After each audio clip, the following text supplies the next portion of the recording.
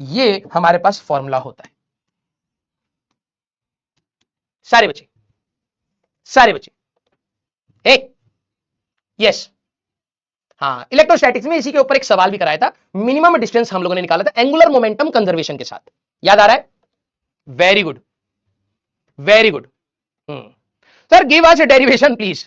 बेटा मैं खुद फेल हो गया था डिराइव करते करते।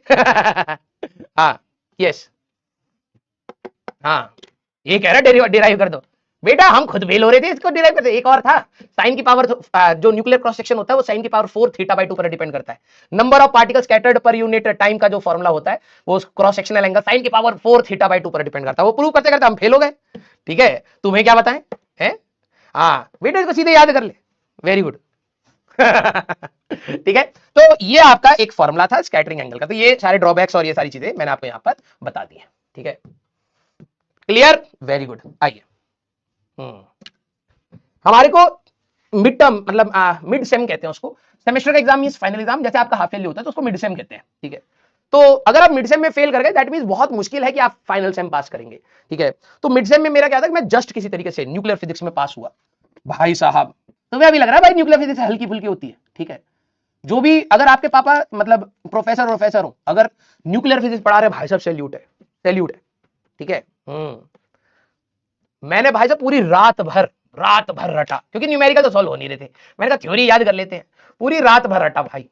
ठीक है, इतना ज्यादा रट लिया था भाई साहब, सब मिक्स होने लग गया था। क्योंकि वहां पे जैसे अभी तुम्हारे पास क्या होता है, प्रिंसिपल क्वांटम नंबर होता है, ठीक है, फिर तुम्हारा स्पिन क्वांटम नंबर होता है, वहां भाई साहब सिग्मा नंबर होते हैं, स्पिन नंबर होते हैं, इतने सारे नंबर होते हैं। प्रोटॉन का भी एक चर्चा होता है नेगेटिव वाला, पता है तुम्हें? एंटी प्रोटॉन, हाँ, एंटी इलेक्ट्रॉन है, एंटी प्रोटॉन है, एंटी सिग्मा है, क्वार्क्स है, अप क्वार्क डाउन क्वार्क, पता नहीं भाई कॉम्बिनेशन हो रहा है क्या हो रहा है। हाँ, न्यूक्लियर फिजिक्स, यस। हाँ, ये वाला क्वांटम नंबर मैं बोलूंगा नहीं, गड़बड़ हो जाएगा। Yes, very good. तो बहुत मुश्किल से याद करा, और हमें पता था कि भाई देखो 40 मार्क का था, हमें था कि भाई 10-10 मार्क के 2 सवाल आए, वो 4 सवाल आएंगे 10-10 मार्क्स के। ठीक है, हमारा प्रोफेसर भाई साहब बिल्कुल तैयार, एक ही सवाल दिया, ठीक है, 40 मार्क्स सीधे डिराइव कर दो। क्यों? उनको भी पता था, उनको भी पता था कि ये कर नहीं पाएंगे। और मैं भाई साहब एग्जाम में जैसी इतनी खुशी हो कि भाई एक ही सवाल आता है, एक ही चीज करके आया था 40 मार्क में।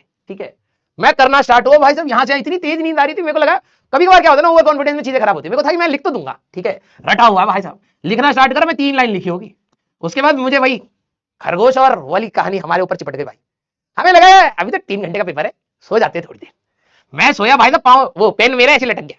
ठीक है, और दोस्त भी आपके बहुत अच्छे होते हैं, उनको लगा इस करके बैठा है, सो रहा है, शो ऑफ कर रहा है, उठाया नहीं। मैंने सिर्फ 3 लाइन लिखी थी भाई, मसाला नहीं है भाई। जब तुम सिलेक्शन लेकर के आओगे ना, मैं तुम्हें अपनी डिग्री में दिखाऊंगा, एक सब्जेक्ट में फेल था मैं बस, और वो भी सिर्फ इसमें। नींद में भाई सब ऐसे था, यू पेन हो रखा। ठीक है, फेल हो गए, एक ही इसमें क्या मार्क मिलेगा, 1 मार्क भी नहीं दे रहा प्रोफेसर, लेकिन कोई दिक्कत वाली बात नहीं है। फिर हमने कहा कि अब भाई देख फेल तो हो गए, ठीक है, अब एग्जाम से निकलते पहले मेरे को एक बार स्ट्रेस हुआ, क्योंकि लाइफ में पहली बार मैं फेल करा था, मुझे बहुत दुख हो रहा था। फिर मैंने अपने पापा को फोन किया। ठीक है, फिर मुझे था कि मेरे पापा ही मुझे समझ पाएंगे, पूरी दुनिया नहीं समझ पा रही है, इसको नींद आई है। फिर मेरे पापा ने एक बात बोली, वो इंजीनियर ही क्या जो कभी फेल ना हुआ। ठीक है, वाह, मोटिवेशन। अगले सब्जेक्ट में खुद फेल हो गए भाई साहब। पापा कह रहे इतना बेकार वाला भी नहीं बनना है, ठीक है, एक आध चलता है। हाँ, तो जो बच्चे, मैं इसीलिए देखो मेरे अंदर ना वो सारी चीजें इनकॉर्पोरेट हो चुकी हैं। आपको लोग बोलेंगे, ठीक है, कि अरे मार्क्स कम आ गए, मैं हमेशा कहता हूं खुश रहा करो यार। ठीक है, क्योंकि अगर आप कभी फेल नहीं करे तो आपने सीखा ही क्या? यस, आप सोचो इतने बड़े बड़े साइंटिस्ट, रदरफोर्ड फेल हो गए भाई, इतने बड़े साइंटिस्ट हैं जिन्होंने भाई साहब कोहराम मचा रखी साइंस में, फेल हो गए हैं। तो वो इंजीनियर ही क्या जो फेल ना। यस, तो उससे मोटिवेशन आया हमें। फिर मैंने कहा कि नहीं भाई अब फेल तो हो गए, अब अगली बार जब इसका सप्लीमेंट्री का एग्जाम होगा तब मैं दिखाता हूं। इससे पहले मैं भाई साहब पूरी प्रैक्टिस, न्यूमेरिकल भी होने लग गए थे।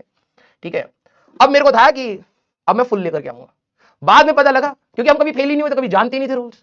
बाद में पता लगा अगर आप किसी सब्जेक्ट में फेल हो जाते हो, आप चाहे उसके बाद कितना अच्छा लिखाओ, आपको जस्ट पास करते हैं। मैंने कहा है ये क्या है, ये तो लाइफ इज अनफेयर।